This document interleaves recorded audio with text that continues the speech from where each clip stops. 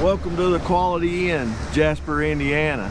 Yeah, we've drove to Indiana to pick up another goat. We're gonna get our goat tote fixed up here at the motel, go over and meet a man by the name of Chris Luton who sells America's Savannas. He sells the best of them. And then we're gonna take him back home and start a commercial herd.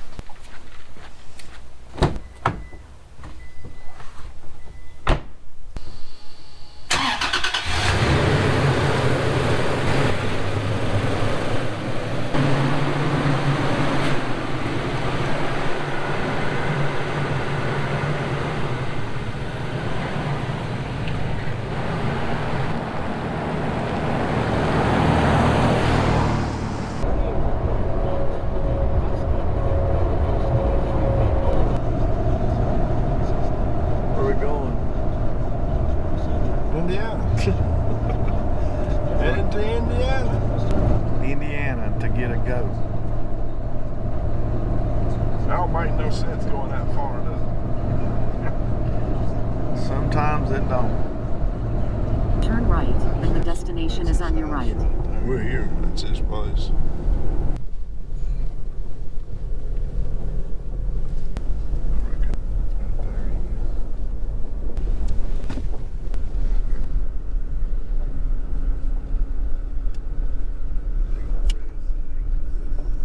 Destination is on your right.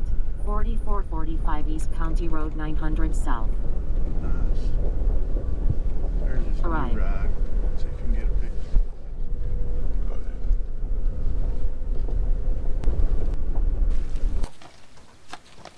Can you pick him out, son? I see him right there, 1065. Yeah. He's a beastie boy. Best looking one. I think he's nice and thick and wide. Yeah, he's nice. This 1065, I think, is the one we picked out. Him right there. I'm 5, ain't that what we said? Yeah. Yeah, 1065. He looks nice. I had Kiko's, and then we took out at the ranch at Menard and crossed to those pure Spanish. And we got some color out of them when we bred that American Noble to them. We got color, and I actually went through there and picked about 10 of them that were red, and I registered them. Wow. They are really nice, really nice. And the Spanish, they're about the same size, mature as the myotonic, probably, the way you talk. Oh, they really? They don't get really, what, 80 pound to 90 pound does, ain't that kind of? Well, I mean, some of them guys out there, they've got 100 pound, 125 pound nannies.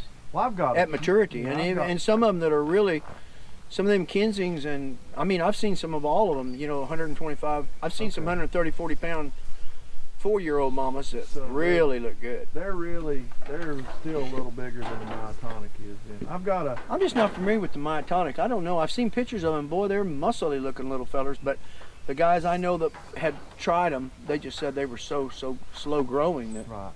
I just wouldn't know. Gotcha. Well, I'll let you know how it goes, because Yeah. that's what I'm going to Well, that's what it's all about. Yeah. But Trying it and see what happens. But I think, like you say, moving on into this Savanna is the way to go. Number one, for selling some seed stock, and number two, for putting pounds and putting some across the scale. And not just, if you're going to go to poundage, it's going to be tough to beat a boar buck. A good boar buck is going to add that muscle mass. These guys add good muscle definition, but those boars that I've seen, they just have more muscle mass. I just really honestly don't, and it's just me, I guess, I just don't want to go with the boar. I don't know if it's just because I've heard so many horror stories. Yeah. And well, there's going to be a group now that's going to take this boar and try to find those genetics that can live like livestock. That is in the making. There are breeders that's going to do this. And then that's not going to affect anything with the show arena. That's still good to go. The kids, the hobby breeder and the show goat industry, that gets the kids, that keeps them, gives them a place to go and participate, and so we support that all the way. We just don't do it. We're in the livestock business, and so we can't do that. Now we've got kids coming here in classrooms of kids, but we're teaching them the business end of this thing.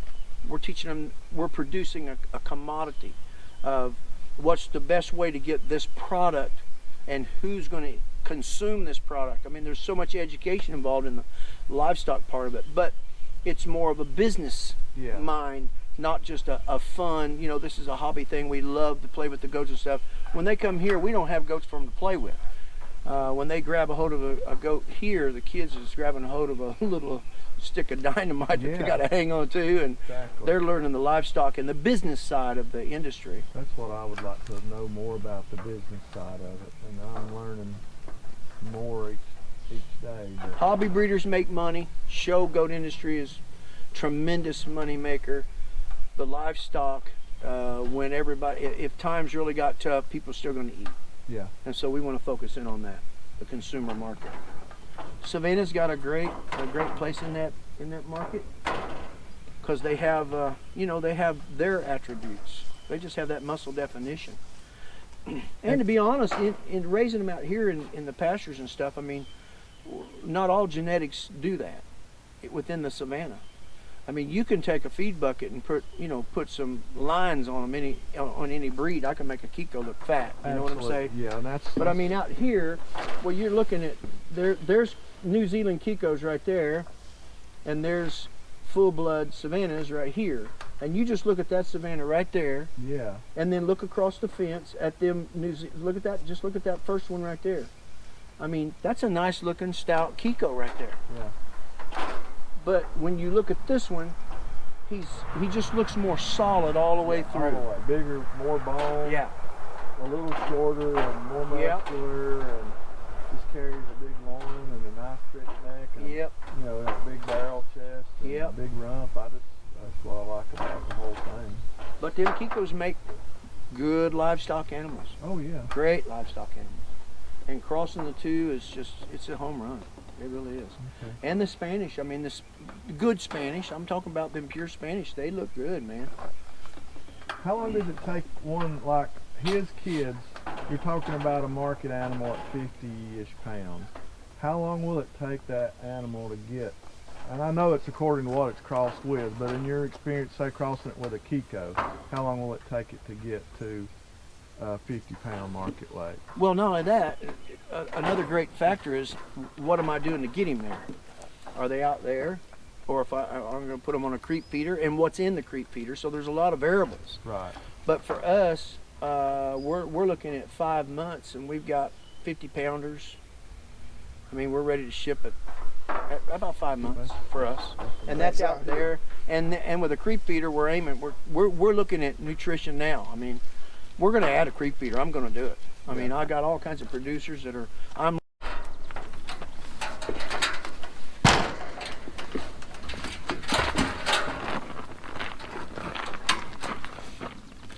So let's see.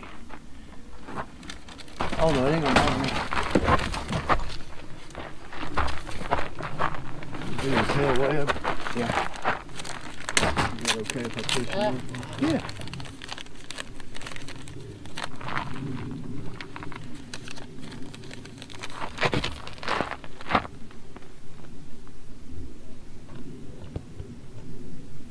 All right, so you can hold that up, but you feel that right there? Yeah. On the side of that? Yep, I sure do. I'm always going to take this side of the needle and lay it against the skin like this right here. Right. Okay, and then I'm watching my tail bone right there, and I want that chip to be about right there. Okay. So I'm going to see where I'm at right there? Yeah. I'm going to pull it right here, and I'm just going to ease in. And I find if I just apply pressure like this, Yeah. and then I'm going to slide in. My middle finger over here is making sure I'm not coming out. Now, I would have already been done, but I'm doing this for you. Exactly. Okay? And then you want to feel right here, feel the needle, feel the end. Tell me when you feel it. Just hold on to it. All right. Oh, okay. Feel it? Yep. Okay. And then hold your finger right there. I'm coming out. Did you feel it? Yep, I did. Okay. I did. So he's now microchipped, and then what I'm going to do is I'm going to go ahead and pull here. And I want those roots right there. Okay. See all them little, Yep. that's what we want. And I'll do that about 3 times, so you see Davis knows I'm giving them what they want.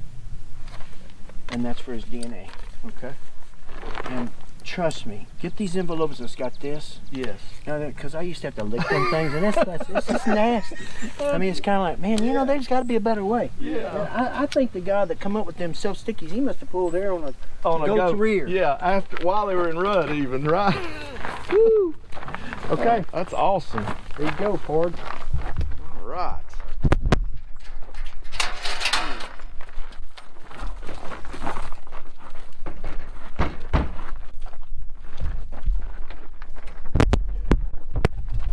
Now, what will he mature at, you think? Well, Daddy's about 250. All right. You talking about weight? Yes, sir. His daddy's about 250. So if 230 to our biggest guys are 300, but Right. they're not all like that. Right, exactly. So I will have his number, and if I come back, decide I want another buck at some time, then I'll know you'll be able to get me one that's not related Oh gosh, yes. to him. You'll be able to pull the papers or know what it was. You'll have the certificate. Yeah, I'll have the certificate. And all you got to do, tell me who his sire was, and we can easily do that. Cool. Right now, I've got that we've developed over the past 17 years, 7 different genetics. Now they go back to some of the original guys, like maybe 3 of the original guys that I liked. The ones I didn't like, You called it. yeah, they're just gone. So they'll all go back. But then on the mama side was so diverse, and I had so many, I was able to really, you know, breed 20 mamas to 1 buck, and I did that like times 6 or 7 or 8, and then I picked the best one that I like out of that one. So I was really, Your pool was I really large. was. Right. And then of course there's a couple of them that you just really throw the heavier muscle to, and it's kind of like, I really like that one, you know. Yeah. And just go back and say, boy, that guy's 5 or 6 generations ago, and then you go back on this one's like 5 or 6 generations, and you see that. But see, that's pedigree proof. That's not pedigree hype. Right. And it just takes some numbers to have proof. Exactly. And it takes proof from the type of management practice you're looking at, and what are you targeting? What characteristics, what traits are we looking at? You know, we want them to be first, we want them to have good conformation, but we want them to live Right. and survive and sustain on forage or whatever we have at the time. In the winter we have no forage. Hey buddy. Is it okay if I pet you? Sure. Yeah, he'll think you don't like him if you don't. Some people don't like No, we're not like that. We have so many people come, and the kids, we can't have a dog that's Yeah. up here. They're going to be like this. Out back, I can't even put my hands on. Right. But we have so many classrooms of kids, you know, fixing to come in August. They'll be here 2 to 3 times a week. So we got to have dogs that are docile. Yeah. At the same time, they got to do their job too. Absolutely. We call dogs like we kill goats. We just don't put them in bologna. Yeah. And No, mice have 200 percentages, This is 60 something we full-blood didn't does, have. and 10 bucks. We got one.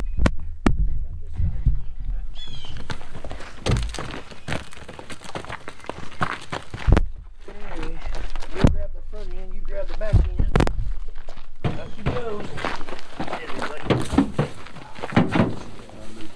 It is cool when it gets done. Okay, you guys take the first. Okay, Ray, need to go out through the gate. Check them 2 brand new.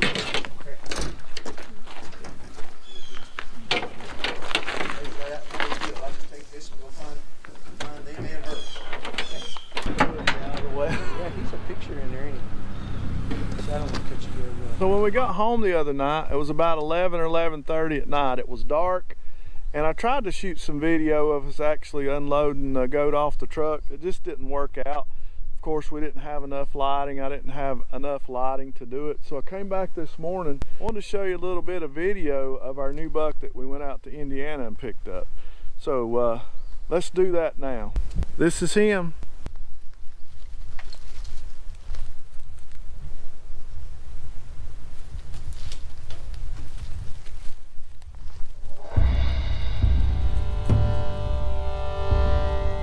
1065, that's his tag number.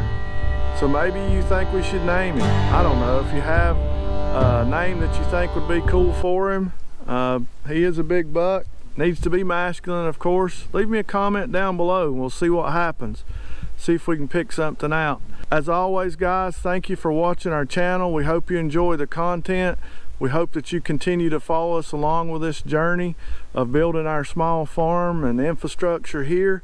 And as always, we'll do it all again tomorrow.